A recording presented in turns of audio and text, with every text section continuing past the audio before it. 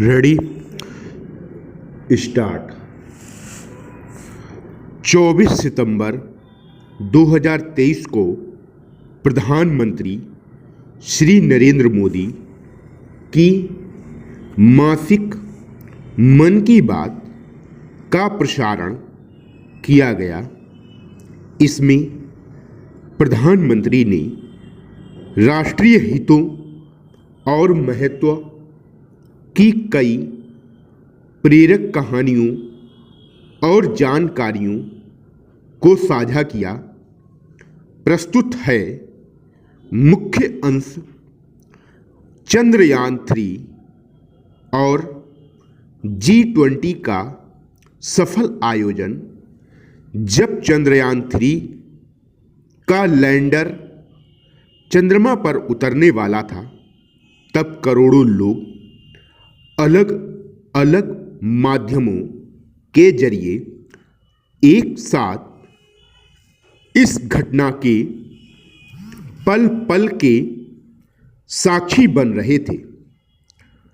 इसरो के YouTube channel पर 80 लाख से ज़्यादा लोगों ने लाइव इस घटना को देखा, जो अपने आप में ही एक रिकॉर्ड है। इससे पता चलता है कि चंद्रयान-3 से करोड़ों भारतीयों का कितना गहरा लगाव है। चंद्रयान की सफलता पर देश में इन दिनों एक शानदार क्विज कंपटीशन भी चल रहा है और उसे नाम दिया गया है चंद्रयान-3 महाक्विज। पोर्टल पर हो रहे इस कंपटीशन में अब तक 15 लाख से ज़्यादा लोग हिस्सा ले चुके हैं। चंद्रयान-3 की सफलता के बाद G20 के शानदार आयोजन ने हर भारतीय की खुशी को दुगना कर दिया। भारत ने इस समिट में अफ्रीकन यूनियन को G20 में फुल मेंबर बनाकर अपने नेतृत्व का लोहा मनवाया है। भारत ने एक और इकोनॉमिक कॉरिडोर G20 में सुझाया है। ये है India, middle east, Europe corridor. ये कॉरिडोर आने वाले सैकड़ों वर्षों तक विश्व व्यापार का आधार बनने जा रहा है और इतिहास इस बात को हमेशा याद रखेगा कि इस कॉरिडोर का सूत्रपात भारत की धरती पर हुआ था। G20 में युवाओं की भागीदारी के दौरान जिस तरह भारत की युवा शक्ति इस आयोजन से जुड़ी, उसकी आज विशेष चर्चा आवश्यक है। साल भर तक देश की अनेक यूनिवर्सिटीज में G20 से जुड़े कार्यक्रम हुए।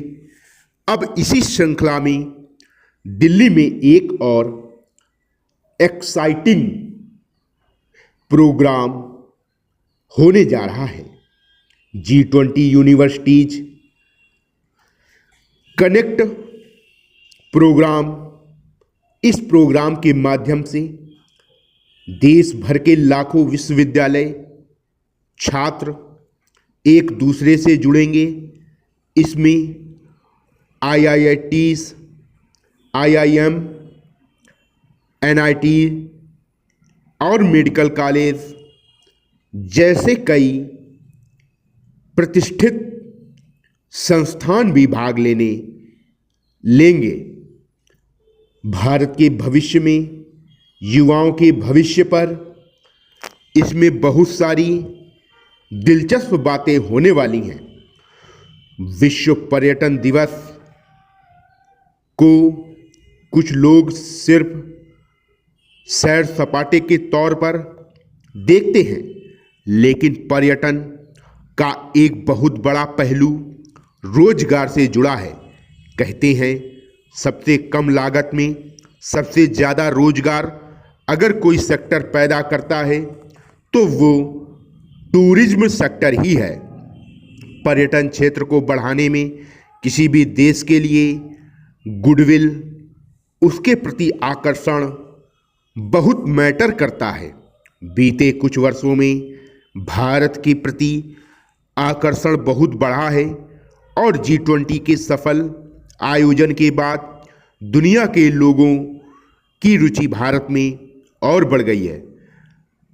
भारत में विरासत स्थल एक से बढ़कर एक विश्व विरासत स्थल भी हैं और इनकी संख्या लगातार बढ़ती जा रही है।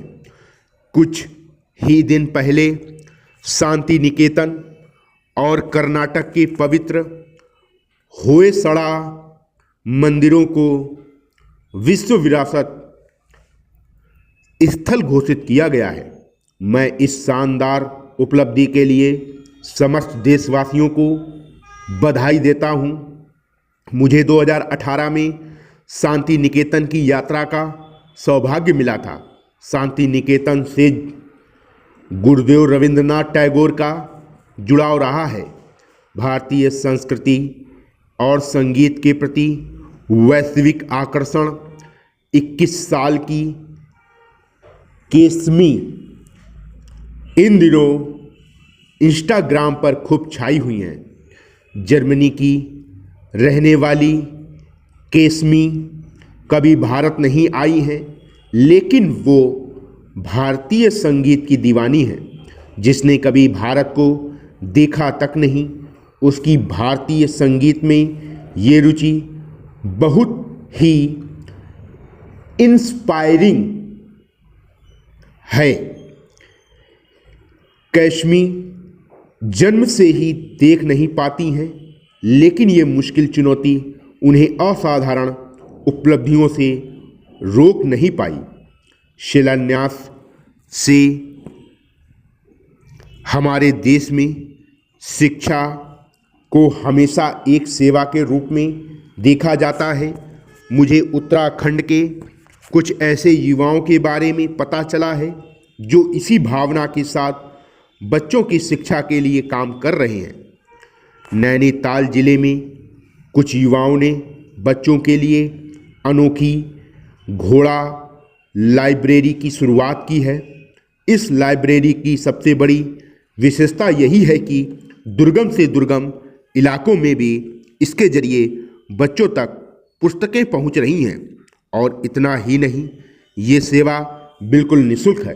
हैदराबाद की 7वीं कक्षा में पढ़ने वाली आकर्षणा सतीश महज 11 साल की उम्र में बच्चों के लिए 1-2 नहीं बल्कि 7 लाइब्रेरी चला रही हैं। छोटी सी आकर्षणा जिस तरह बच्चों का भविष्य संवारने का बड़ा काम कर रही हैं, तो वो हर किसी को प्रेरित करने वाला है। बीते कुछ वर्षों में देश में शेर, बाघ, तेंदुआ और हाथियों की संख्या में उत्साहवर्धक बढ़ोतरी देखी गई है। कई और प्रयास भी निरंतर जारी हैं ताकि इस धरती पर रह रहे दूसरे जीव जंतुओं को बचाया जा सके। ऐसा ही एक अनोखा प्रयास राजस्थान के पुष्कर में भी किया जा रहा है। यहाँ सुखदेव भट्ट जी और उनकी टीम मिलकर वन्य जीवों को बचाने में जुटे हैं। उनकी टीम का नाम है कोबरा। ये खतरनाक नाम इसलिए है क्योंकि उनकी टीम इस क्षेत्र में खतरनाक सांपों का रेस्क्यू करने का काम भी करती है। तमिलनाडु के चेन्नई में auto driver M Rajendra Prasad ji पिछले 25-30 सालों से कबूतरों की सेवा के काम में जुटे हैं। खुद उनके घर में 200 से ज़्यादा कबूतर हैं। वहीं पक्षियों के भोजन, पानी, स्वास्थ्य जैसी हर ज़रूरत को पूरा ध्यान रखते हैं। विराम।